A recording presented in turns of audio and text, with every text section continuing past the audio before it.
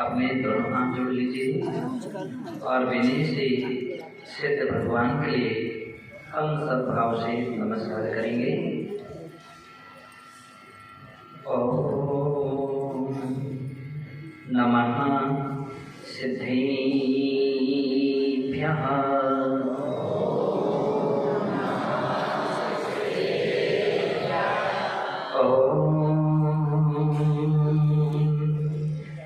नमः सिद्धेभ्यः।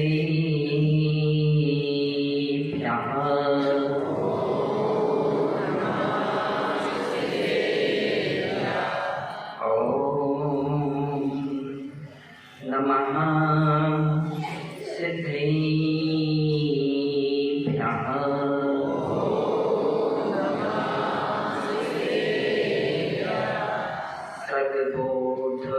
सर्वबोधजीविमार्ग भुविनते वृन्दिमन्दिमोहितमो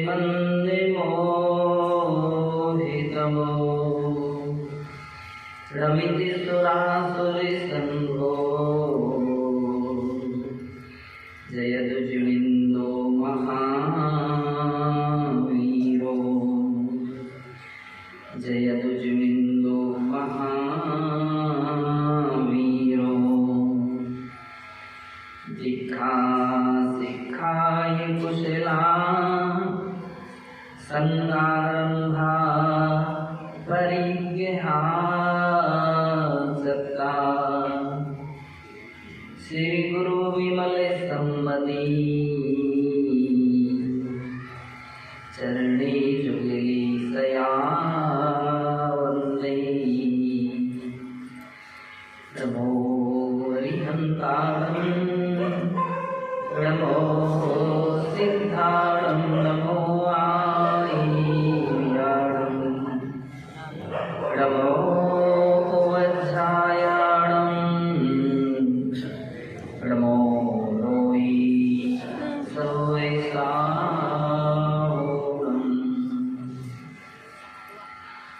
जय बोलिए अनंतानंत सिद्ध परमेष्ठी भगवान की जय। देवाधिदेश्वरी आदिनाथ भगवान की जय। विश्ववंदनी श्री महावीर भगवान की जय। परम पूज्य वात्सल्य रत्नाकर गुरुदेव आचार्य श्री विमल सागर जी मुनि महाराज की जय। परम पूज्य तपस्वी सम्राट गुरुदेव आचार्य श्री सन्मति सागर जी मुनि महाराज की जय। अहिंसा में विश्व धर्म की जय।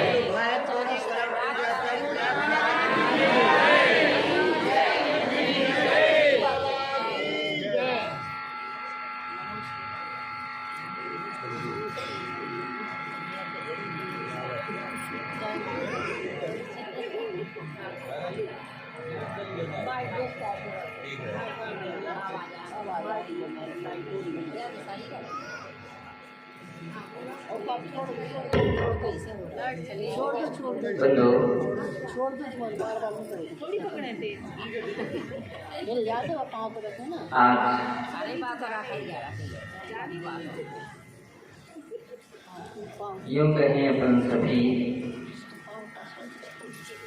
इसलिए सौभाग्यशाली हैं कि अपने लिए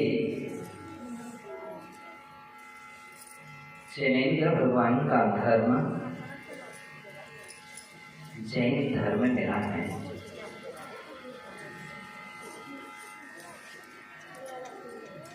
जैन कुल में जन्म मिला है। जैन संस्कार मिले हैं और ऐसी जगह भी मिली है कि जहाँ निरंतर महाराजों का आवागमन चलता रहता है। अगर बगीचे को बार बार सींचा जाता रहे तो कभी भी सूखता नहीं है, मुरझाता नहीं है,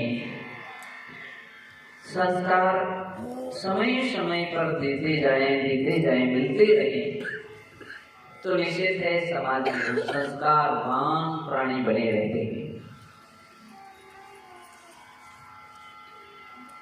अभी बताया जा रहा था कि वासना स्थली है। बहुत कुछ ऐसे लोग हैं जिन्हें पता है कि धवला जी की 3 वासनाएं यहाँ पर हुई।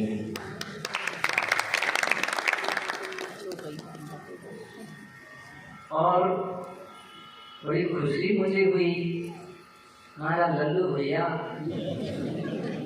को याद किए हुए है एक सूत्र के लिए। तो धवला जी का सबसे महत्वपूर्ण एक सूत्र था कि जीवन बद्धम अबद्धम वा, जीव बद्ध भी है और अबद्ध भी है। कितनी अच्छी बात ये है कि प्रायः प्राणी के दिल दिमाग में तरह तरह के प्रश्न खड़े हो जाते हैं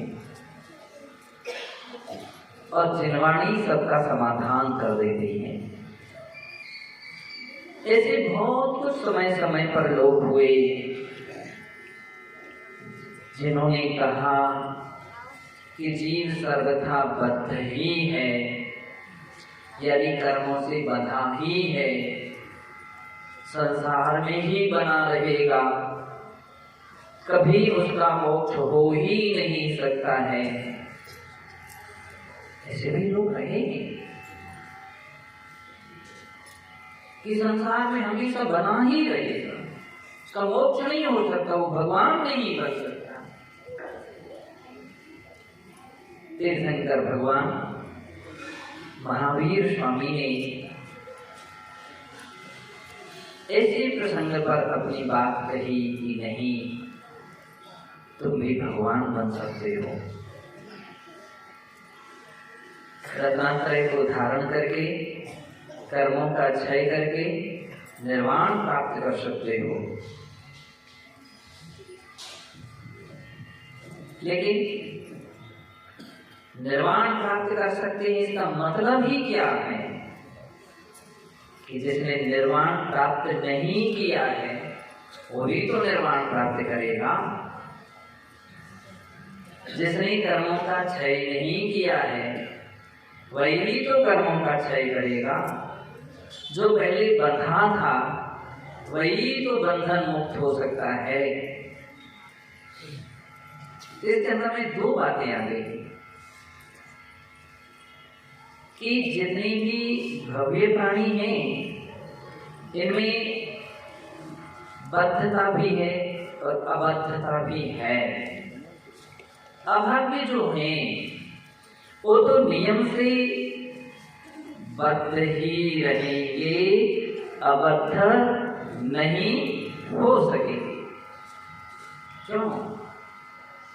क्योंकि वे अभव्य हैं।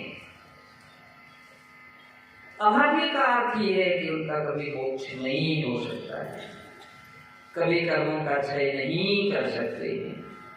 ऐसा योग संयोग निमित्त उनके जिंदगी में, जीवन में कभी नहीं मिलेगा। निमित्त भी नहीं मिलेगा और उपादान भी नहीं लगेगा।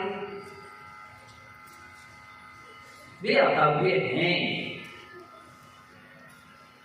एक दूसरी किस्म के जीव होते हैं जिनके लिए हम शास्त्रों में दूरानुदूर भव्य भी कहते हैं। भव्य तो हैं लेकिन उनका कभी मोक्ष नहीं होगा। बतलाते हैं कि 3 प्रकार की स्त्रियां होती हैं। एक सौभाग्यवती स्त्री होती है, एक विधवा स्त्री होती है और एक वांछित स्त्री होती है।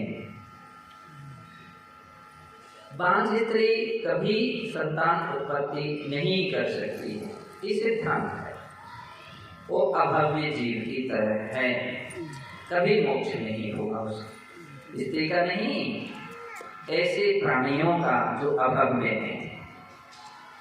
और दूसरा है विधवा स्त्री, वो भी संतान उत्पन्न नहीं कर सकती है। उत्पत्ति की क्षमता होने पर भी उत्पत्ति नहीं कर सकती है, क्योंकि पति नहीं, निमित्त नहीं है। ऐसे प्राणी है कि जिनके लिए कभी भी ऐसा प्रसंग उत्पन्न नहीं होगा कि जिन घर में मिले अथवा देवशास्त्र गुरु का सानिध्य मिले, जिन वाणी सुनने के लिए मिले, ऐसे कभी संस्कारवान परिवार मिले, बोले ऐसा उनको निमित्त ही नहीं मिले। वे दूर भव्य कहे जाते हैं। उनके लिए शास्त्रों में अभव्य संभव्य ये संज्ञा भी आई है। कैसे? अभव्य संभव्य, दूर भव्य है और अभव्य की तरह है, उनके भव्य होने का कोई मतलब ही नहीं रहा। तीसरे प्रकार के भव्य जीव होते हैं। भव्य जीव हल्का सा निमित्त पाते हैं कि वे मोक्ष मार्ग पर अग्रणीय हो जाते हैं। भव्य जीव हैं, इसलिए भगवान ने जितने भी भगवान ने तीर्थंकरों ने उपदेश दिया, किन लोगों को दिया?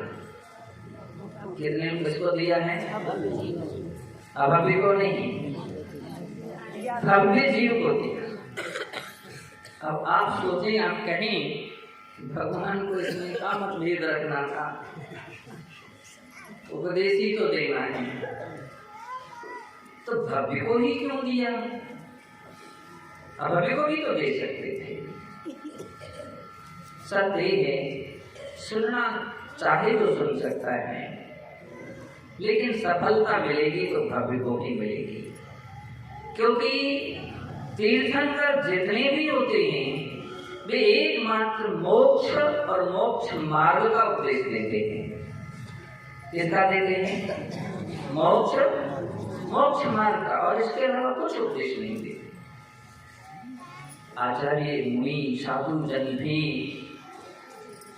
केवल उनका प्रवचन ही एक ही बात का होता है, इसका मोक्ष मार्ग का। जब आप आचार्य वंदना पढ़ते हैं, बहुत सारे लोग ऐसे होंगे जो उस समय यहाँ अपनी बालिकाओं की क्लास सामायिक की पद्धतियाँ चलती थी।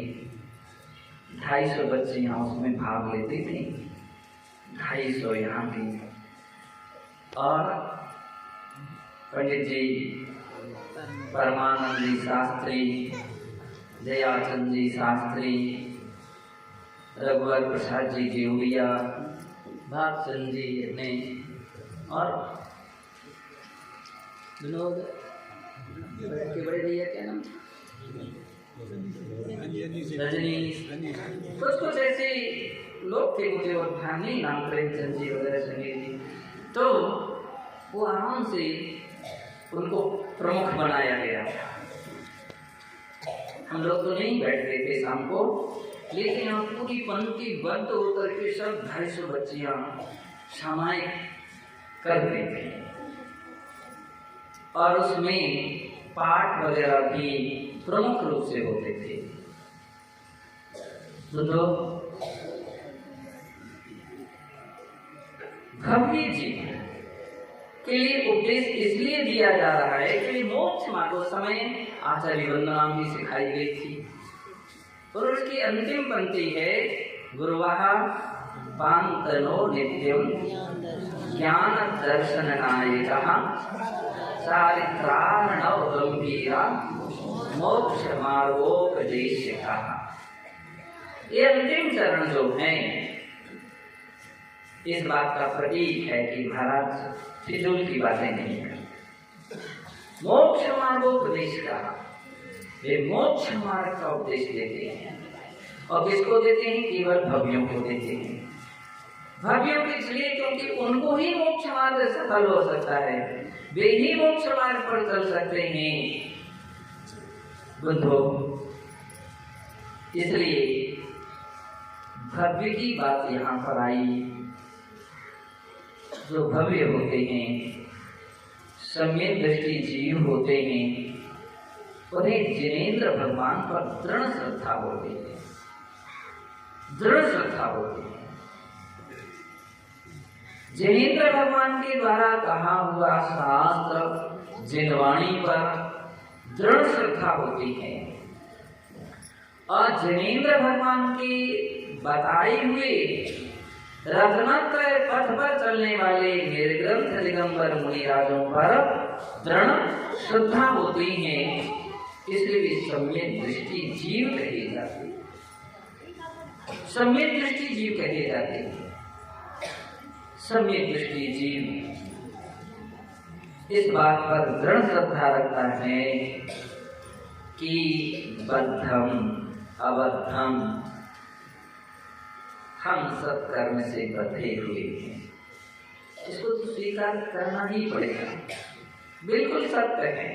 बिना इसको स्वीकार किए कभी भी व्यक्ति मोक्ष मार्ग पर नहीं चल सकता है। एक बार हम लोग अपने आचार्य महाराज के संग में थे, मेरी मुनि दीक्षा हुई। तो दीक्षा होने के बाद अचानक ही प्रवचन सभा में हम लोग बैठे थे। महाराज ने जैसे संचालक ने पूछा, कहा महाराज प्रवचन, महाराज विराट सागर जी करेंगे। अरे हम थरथरा गए।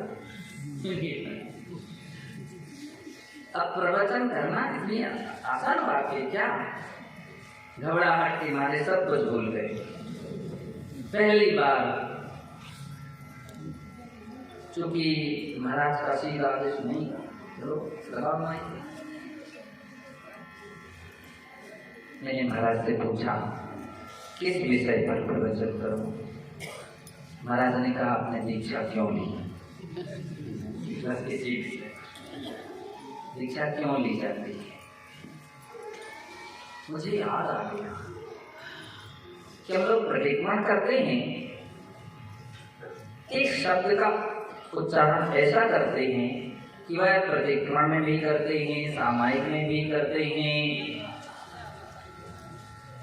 और स्वाध्याय में भी करते हैं, योग प्रतिष्ठापन निष्ठापन में भी करते हैं। वो शब्द था सकल कर्म क्षयार्थम, सकल कर्म क्षयार्थम।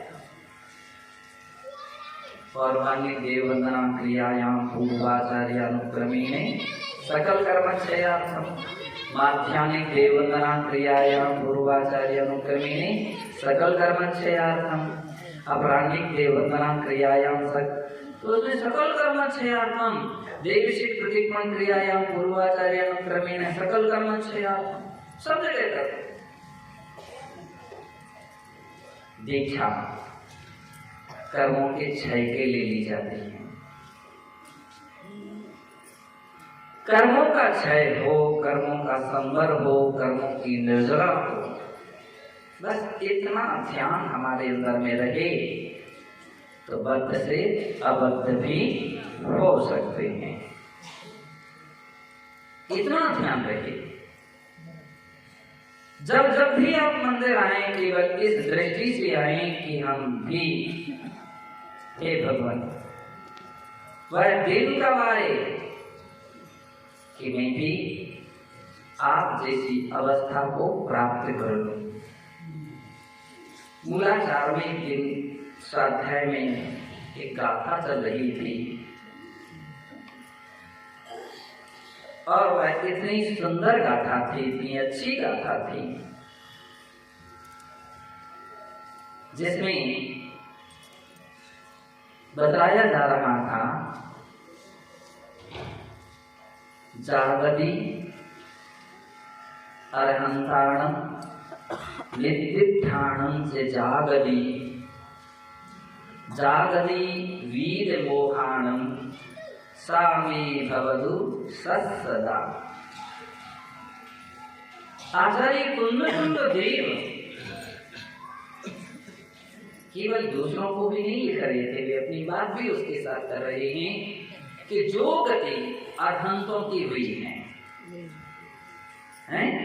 जो गति अरहंतों की हुई है, जिसके विषय में उन्होंने व्याख्यान किया है, जो गति वीत मोहियों की हुई है, वह गति मेरी भी हो।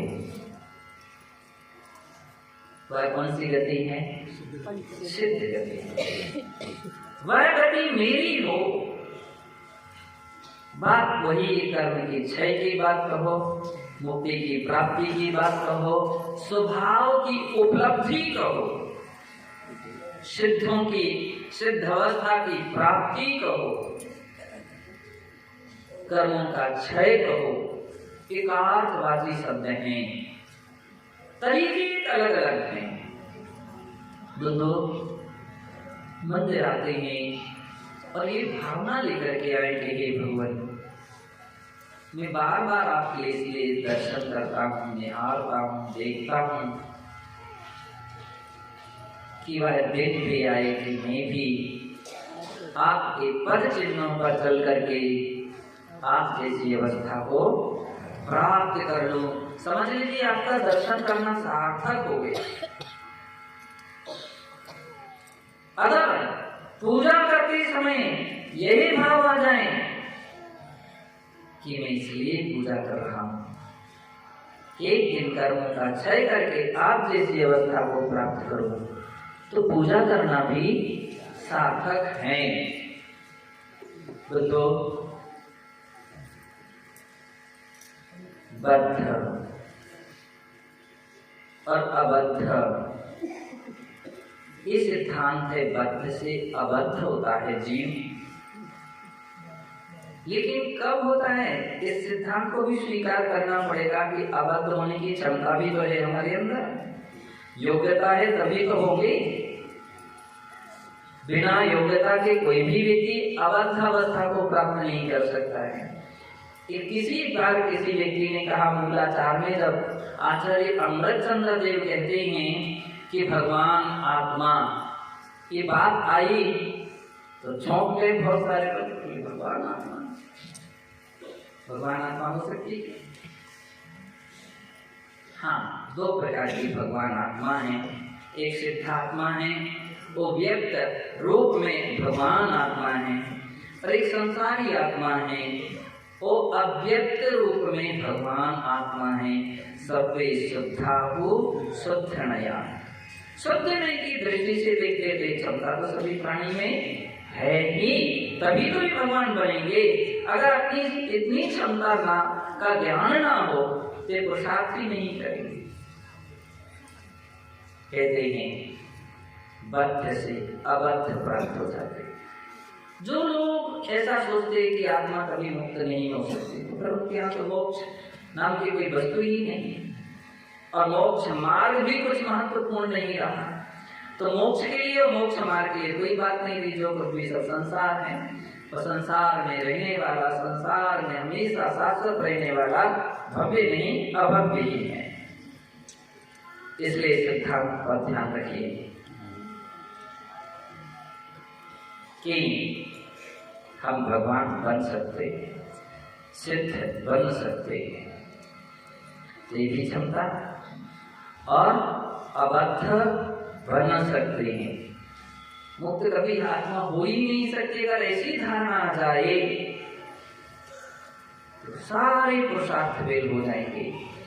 इसलिए आचार्य भगवान पुष्पदत्त और भूतबली महाराज ने एक इतना अच्छा सूत्र दिया कि ना तो जीव सर्वथा शुद्ध है तो न सर्वथा अशुद्ध है।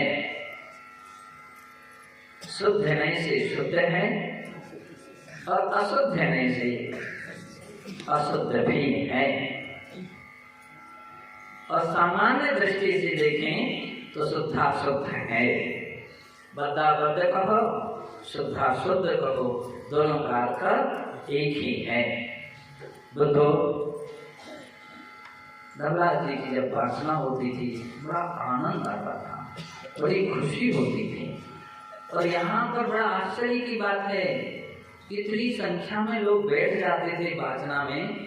एक बार एक दादी भी बैठती थी, मैंने पूछा तुमको समझ में आता है क्या? बोली सुनाई नहीं पड़ता है। मैंने कि सुनाई नहीं पड़ता तो काय के लिए इनको काय के लिए बैठते हो? बहुत अच्छी बात है। कम सुनाई पड़ता था इसलिए वो सुन तो रही थी। उन्होंने कहा समझ में आए या ना समझ में आए, लेकिन ये जिनवाणी कब कब मिलेगी सुनने के लिए। ये श्रद्धा थी उसकी कि यहाँ पे बैठने के लिए कब कब मिलेगा, कब कब ऐसा अवसर मिलेगा। बंधो कहते हैं कितने प्राणी केवल श्रद्धा मात्र से मोक्ष मार्गी बन जाते हैं और एक दिन रत्नात्रय को धारण करके मोक्ष को प्राप्त कर लेते हैं। एक ऐसी श्रद्धा परमानंद जी शास्त्री जब बैठते थे यहाँ पर अपने आहार जी के पंडित जी, कोठिया जी को गोविंद लाल जी को कोठिया, दयाचंद जी अजयगढ़ वाले, आराम से यहाँ पर सभी पंडित जी रहते थे। एक अपूर्वी आनंद, अपूर्वी खुशी होती थी। दोस्तों शाहगढ़ एक ऐसी संस्कार नगरी है, संस्कार नगरी है। हम लोग कभी भी कहीं प्रसंग आता है तो महाराज अस्वस्थ हो तो मैं शाहगढ़ पहुंचा, कुछ मत सोचो क्या होगा, व्यवस्था होगी कि नहीं होगी, सब हो जाएगी, जाओ। क्यों? संस्कार। आज प्रातः काल जब हम लोग बिहार करके नगर प्रवेश कर रहे थे तो बहुत सारी थालियां और कलश पाद प्रक्षालन के रखे थे। यानी कि सुनो, अब थोड़ी सी सुधार करो। क्या करना है? हमें गर्मी में पाद प्रक्षालन और ठंडी में आरती। ठंडी में आरती करो, गर्मी में पाद प्रक्षालन करो, तुम्हारा भी भला।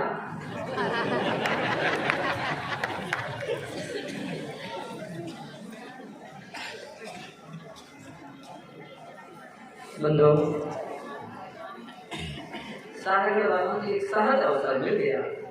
हमारे महाराज ठंडी ठंडी बोल रहे थे तो हमने कहा ठीक है आज हम विश्राम करेंगे। तो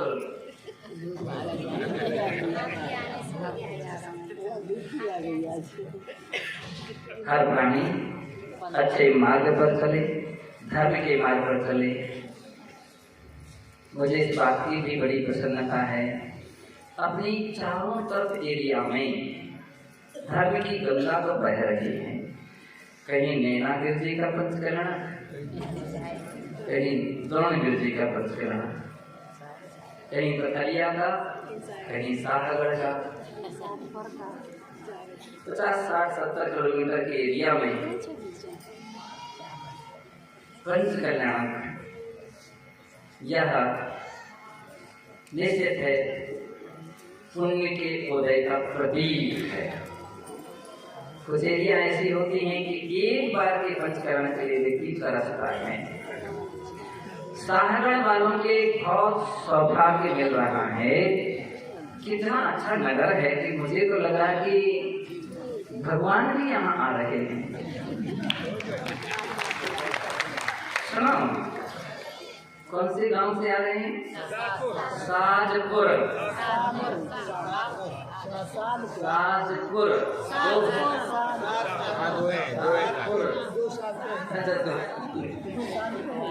बदलाव से ही एक नगर से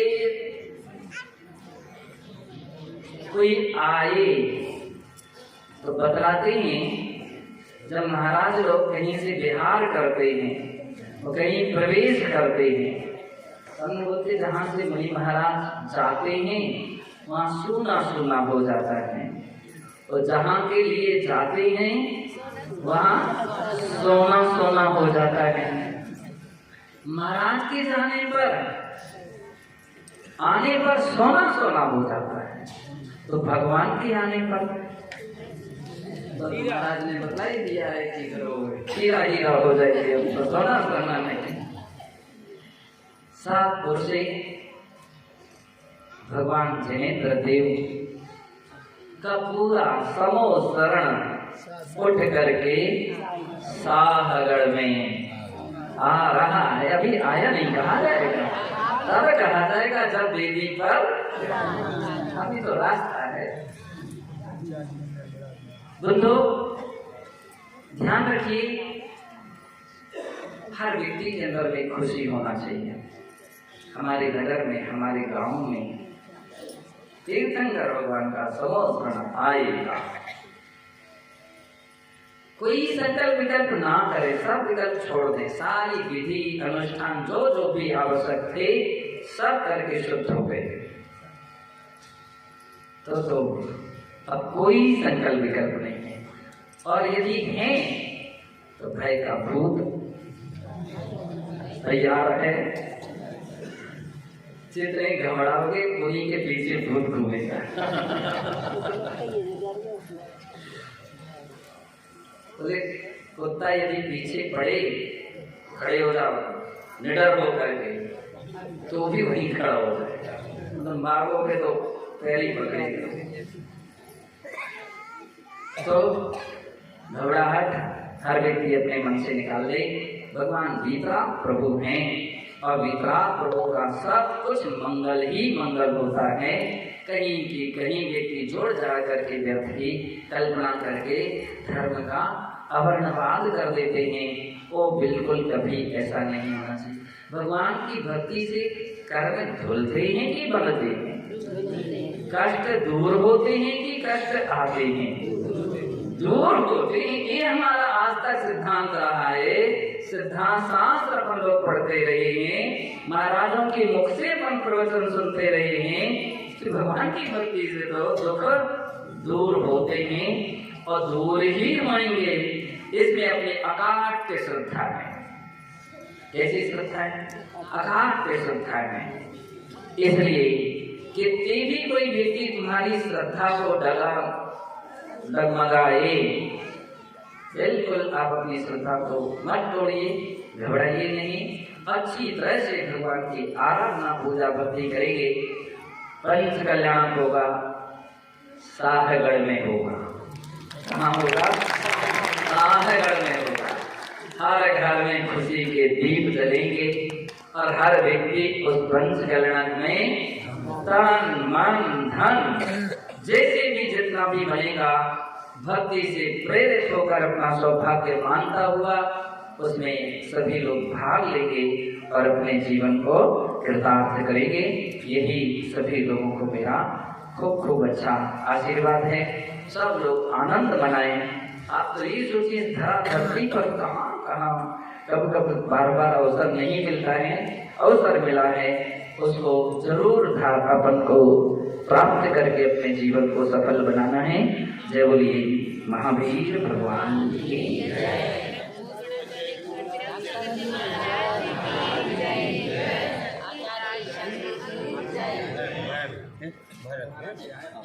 आज घोड़ा समाज से भी श्रद्धालु बहुत अच्छी श्रद्धा हमारे भारत समाज के लोगों की भी है। भरत भैया तो सबके ड्राइवर बन जाते हैं। मैं चाहता हूँ धर्म की ओर सभी ऐसे ही एक दूसरे को लिए प्रेरित करते रहें। अच्छे कर्म ही तो प्रेरित करते हैं। आप मंदिर आए तो अकेले चुपचाप ना आ जाए, मोहल्ले भर में हल्ला करते हुए आए, चलो चलो चलो तुम भी चलो तुम भी चलो। आज दिल्ली से कितने लोगों को तुमने जगाया था? हमारे विजय पाल ने बोले 10 लोगों को, 15 लोगों को, इतने लोगों को हम लोगों ने फोन किया, सबको जगाया। 4 बजे से जगा रहे थे। मैंने कि अच्छे कार्य में तो जगाना ही चाहिए और प्रेरित करना चाहिए और आगे सबको लाना चाहिए। हमारे घर द्वारा ऐसे कार्य करते हैं। अपनी समाज के भी सभी लोग, वरिष्ठ लोग हैं, श्रद्धा से जुड़ करके आते हैं। सभी लोगों के लिए मेरा बहुत बहुत अच्छा आशीर्वाद है। आज अपने बीच में मड़देवरा समाज से भी लोग आए। युवा टीम ऐसी आई थी अभी कुछ समय पहले, बोले महाराज आप 95 में आए थे, हम लोग का जन्म ही नहीं हुआ। बाकी सब अगल बगल से निकले हो।